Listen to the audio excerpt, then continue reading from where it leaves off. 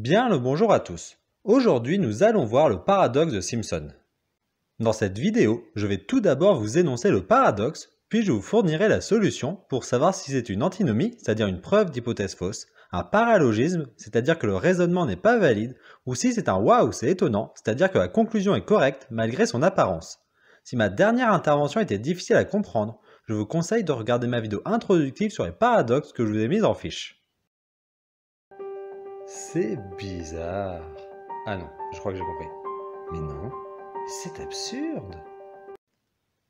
Supposons que nous soyons un collégien le dernier jour d'école et que l'enseignant de mathématiques nous propose de piocher au hasard dans une boîte de bonbons. Et supposons que dans les boîtes, il y a deux types de bonbons, réglisse ou un deuxième. Et supposons que nous n'aimons pas le réglisse. Cela signifie que nous voulons piocher dans les sacs où le risque de piocher du réglisse est le plus faible possible. Supposons qu'il y ait une boîte A1 avec 10 bonbons dont 6 réglisses, soit 60% de réglisse, et une boîte B2 avec 20 bonbons dont 10 réglisses, soit 50% de réglisse. N'aimant pas les réglisses, on préfère piocher dans la boîte B1. Avant que l'on puisse piocher, imaginons que notre enseignant nous montre deux nouvelles boîtes. La boîte A2 avec 40 bonbons dont 10 réglisses, soit 25% de réglisse, et une boîte B2 avec 20 bonbons dont 4 réglisses, soit 20% de réglisse. Ne voulant pas de réglisse, on préfère piocher dans la boîte B2.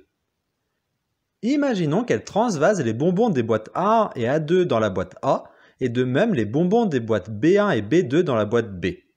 Sachant que l'on préférait la boîte B1 à la boîte A1 et que l'on préférait la boîte B2 à la boîte A2, il semble naturel que l'on préfère la boîte B à la boîte A. Regardons ce qu'il y a dans la boîte A. Il y a 10 bonbons de la boîte A1 et 40 bonbons de la boîte A2, soit 50 bonbons. Il y avait 6 réglisses dans la boîte A1 et 10 dans la boîte A2, soit 16 réglisses, ce qui fait un total de 32% de réglisses. Dans la boîte B, il y a 20 bonbons de la boîte B1 et 20 bonbons de la boîte B2, soit 40 bonbons. Et il y avait 10 réglisses dans la boîte B1 et 4 dans la boîte B2, soit 14 réglisses, ce qui donne 35% de réglisses. Contre toute attente, la boîte A est préférable à la boîte B. Nous préférions les boîtes B1 à 1A et B2 à A2, et pourtant nous préférons la boîte A à la boîte B. C'est un paradoxe. Je vous laisse mettre sur pause pour que vous réfléchissiez à ce paradoxe pour savoir ce qui pose problème.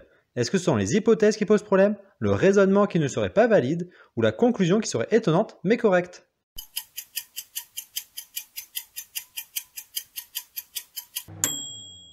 Ce paradoxe n'a rien de contradictoire et n'a aucune hypothèse sujette à caution. C'est un waouh, c'est étonnant, prouvant qu'il faut faire attention lorsque l'on manipule les statistiques.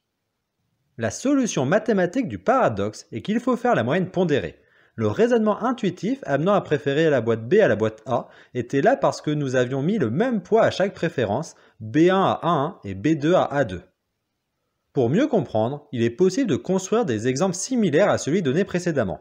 Imaginons qu'il y ait deux facultés qui vous intéressent, mais vous voulez aller à celle maximisant vos chances de réussite. Si on compare par UFR, on obtient les résultats suivants. L'université 1 a 80% de réussite dans l'UFR sciences et 50% de réussite dans l'UFR lettres, et l'université 2 a 90% de réussite dans l'UFR sciences et 60% de réussite dans l'UFR lettres. Avec cette comparaison, il est clair que la deuxième université est meilleure. Cependant, si dans la première université il y a autant d'étudiants en lettres qu'en sciences, alors dans cette université il y a 65% de réussite. Alors que si dans la deuxième université il y a 9 fois plus d'étudiants en lettres qu'en sciences, alors il y aura 63% de réussite. La réussite globale dans la première université est entre 50% et 80%. Plus il y a d'étudiants en lettres par rapport à ceux en sciences, plus c'est proche de 50%, et vice versa. Plus il y a d'étudiants en sciences par rapport aux étudiants en lettres, plus la réussite est proche de 80%. De même, pour la deuxième université, la réussite est une moyenne pondérée entre 60% et 90%. Donc on peut choisir les remplissages pour que l'université 1 soit globalement meilleure. Le paradoxe de Simpson, décrit par Edward Simpson en 1951 et George Yule en 1903, témoigne que si l'on change d'échelle à une étude statistique, comparer les universités directement ou par les UFR, alors les résultats peuvent varier.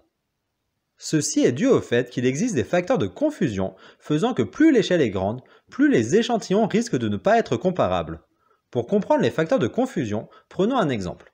Imaginez qu'il y ait deux joueurs de foot qui jouent au même poste dans la même équipe.